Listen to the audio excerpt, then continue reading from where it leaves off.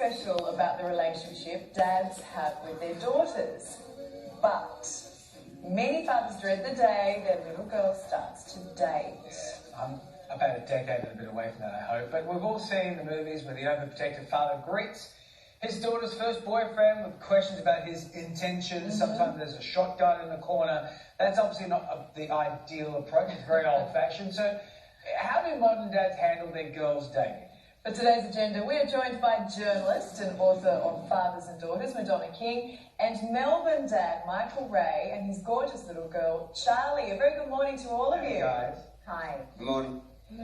So, Madonna, you interviewed 400 Aussie dads and over 1,000 daughters for your book. I mean, how much, if any, influence do dads have on who their little girl dates? Oh, Ali, if any. It is huge, and it's not only because of, the research I've done for my book. Research has repeatedly shown too that who a girl dates, when she becomes sexually active, and the quality of her relationships with men are all determined hugely by her dad, and more so by her dad than her mum. And he sets the bar. He has that power, and he does that by, I guess, how he treats her mum, even if he's living with her or not living with her, his sisters, his brothers, his mother, other women in his life. And his daughter, no matter whether she's 8 or 18, sees how dad treats other women, and then she learns that that's the level to expect. So I say to dad, set that bar high.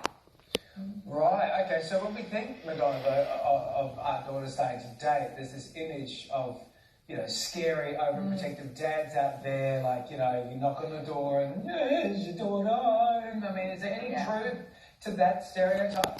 Yes, David, I want you to listen really carefully. Okay. Especially when a girl is 15 or 16, overwhelmingly they told me their biggest concern about dad was how overprotective he was and how he treated her perhaps more vulnerable than other boys her age and more vulnerable than her brother. So I put that to the 400 dads, and almost unanimously they agreed. They said, well, you treat a daughter differently, you've got to be more protective, worse things can happen to a daughter. And then I took that to psychologists and educators, and they all warned really strongly against it, because what it does, it stops a girl learning critical judgment skills to be able to make a good judgment, but it also stops her enjoying life. It sets a mindset where she starts to feel as though she's more vulnerable than boys.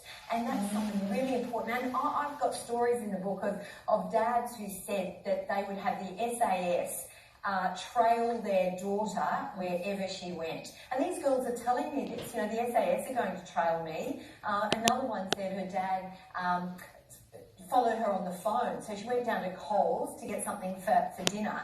Her battery went flat, so he couldn't track her on her mobile anymore. He got into the car and started doing laps of the suburb. And she said to me, look, I was away for 10 minutes. My battery went flat.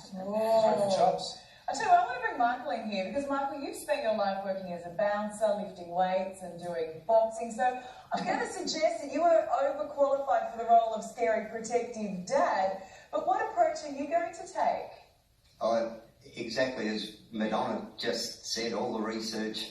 I've actually written an article on Kiddipedia called The Rules for Dating My Daughter.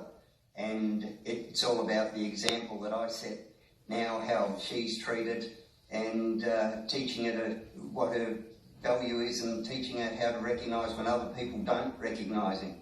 The difference between attention and respect. So it's not waiting until she actually brings someone home where the work's done. It's in the preparation leading up to it. So how are you making sure that Charlie there doesn't end up with a dud? Well, thanks, David. No pressure.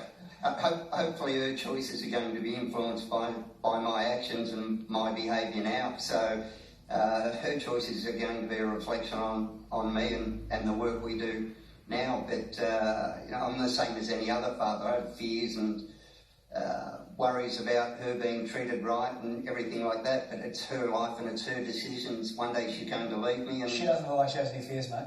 No, she already knows how to punch like Mike Tyson already, so just in case it goes wrong. Don't take Charlie on, I tell you. But you know what, it's like, it's all sort of easy to sit here now when she's still young and say, right, I'm going to do it this way.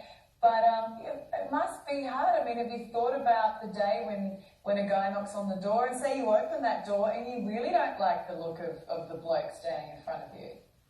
Again, I've got to respect Charlie's decision. It's her life. I love her so much. I want her to be adored completely, and you know, there's that physical aspect to her as well. One day I want her to enjoy it, and if I wince or shy away or squirm in my seat when she wants to come to me, because it's just Charlie and I together, I can't create that distance between her and make her feel uncomfortable. Charlie, will Dad do as you tell him to do?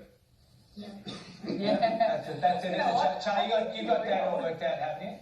Yeah. Good girl. And Charlie, That's just the spirit. remember, boys are gross. Yeah. Thanks, guys. It's great to have you on there. Good luck with the dating, Dad. We'll see you soon, Charlie. See you, Madonna. Up next, well, guess what?